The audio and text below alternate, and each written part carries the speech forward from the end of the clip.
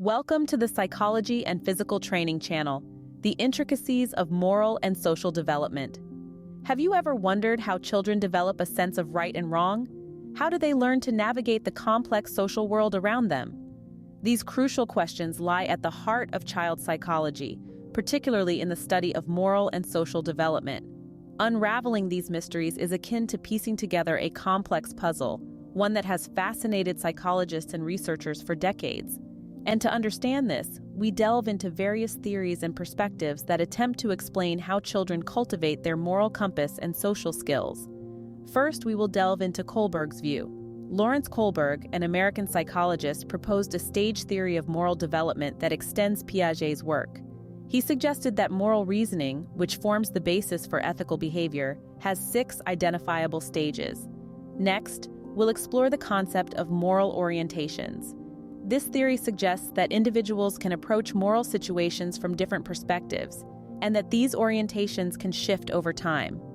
Following this, we'll discuss Piaget's view. Jean Piaget, a Swiss psychologist, was one of the first to study moral development systematically. He observed that as children grow older, they move from a rigid acceptance of the rules and authority to a more nuanced understanding of morality. Then we'll venture into Bandura's view. Albert Bandura, a Canadian-American psychologist, proposed a social learning theory, emphasizing the role of observational learning, imitation, and modeling in moral development. Finally, we'll touch upon the domain theory.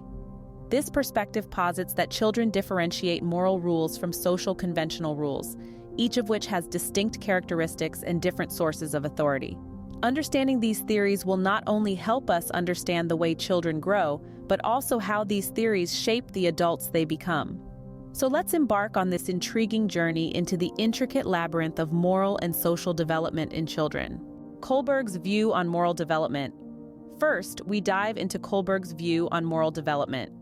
Lawrence Kohlberg, a renowned psychologist, proposed that moral development proceeds through stages.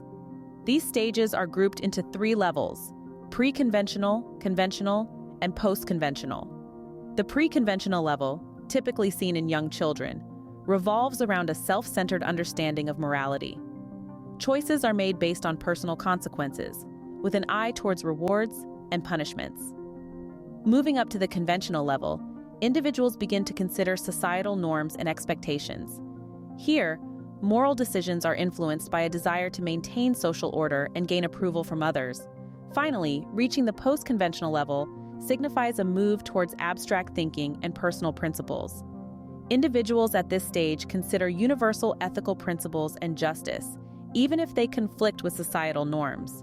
So, Kohlberg's stages of moral development illustrate the evolving complexity of children's moral reasoning. They show us how children's perspectives shift from self-focused to society-focused, and eventually to a balance of societal and personal principles. Kohlberg's theory gives us a framework to understand the moral decisions children make as they grow. Moral orientations and Piaget's view. Next, we examine moral orientations and Piaget's view on moral development. In the realm of moral orientations, 2 key perspectives have been identified: care and justice. The care orientation focuses on empathy and compassion, emphasizing the importance of relationships and interpersonal connections. This orientation encourages us to consider the feelings and needs of others, promoting a sense of responsibility towards those around us. On the other hand, the justice orientation is all about fairness and equality. It underscores the importance of rules and principles, advocating for equal treatment and impartiality. This orientation compels us to think objectively, to weigh the pros and cons of a situation, and to make decisions that are fair and unbiased. These orientations aren't mutually exclusive.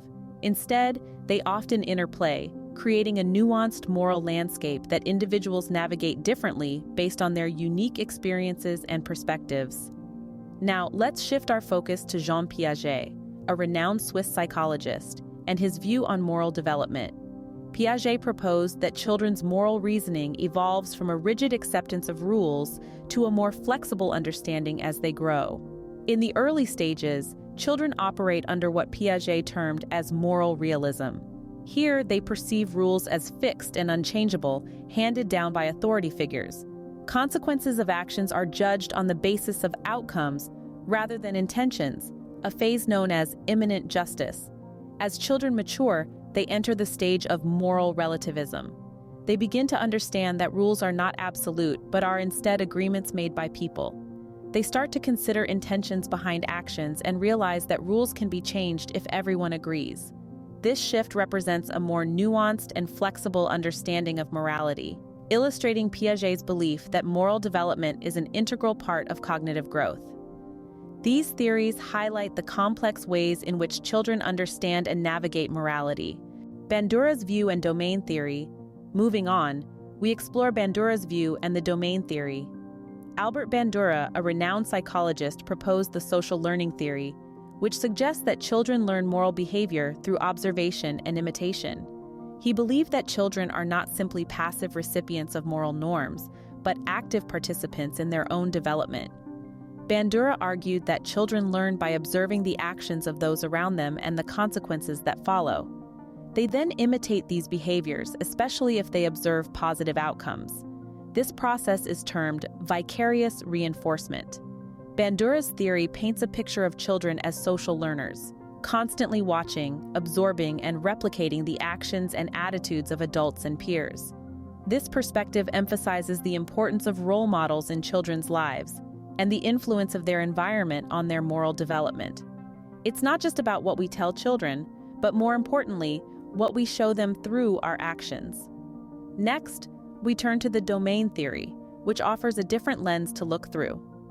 This theory argues that children distinguish between moral rules, social conventions, and personal choices. They understand that moral rules are universal and unchangeable, such as not hurting others. Social conventions, on the other hand, are rules specific to certain groups or societies, like table manners or dress codes. Lastly, personal choices are decisions that concern only the individual, like what book to read. The domain theory suggests that children's understanding of these distinctions evolves with age and cognitive development. Young children may have difficulty distinguishing between moral rules and social conventions, but as they grow older, they can differentiate and understand the nuances.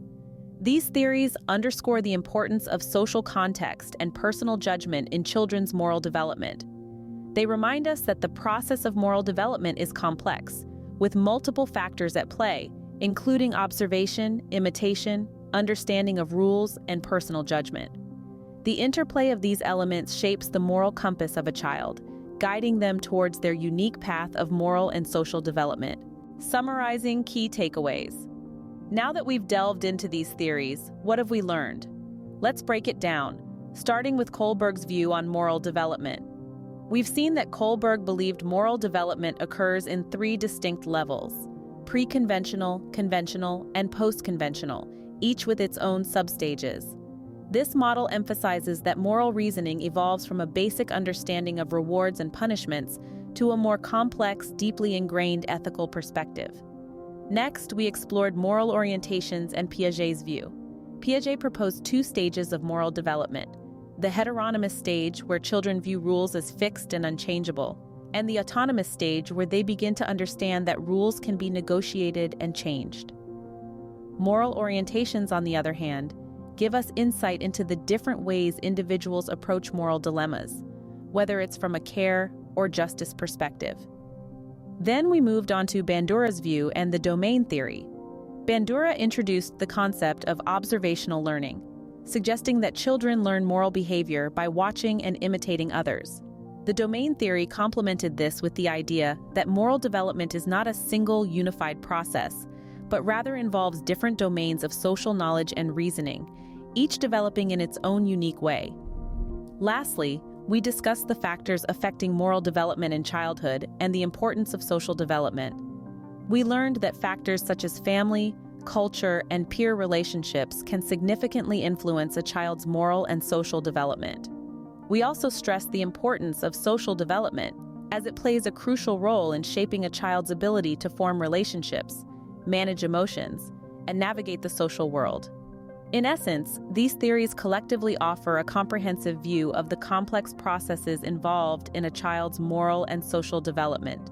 They highlight the importance of both intrinsic factors, like cognitive development, and extrinsic factors, such as social environment and cultural context. These theories offer us fascinating insights into the moral and social world of children.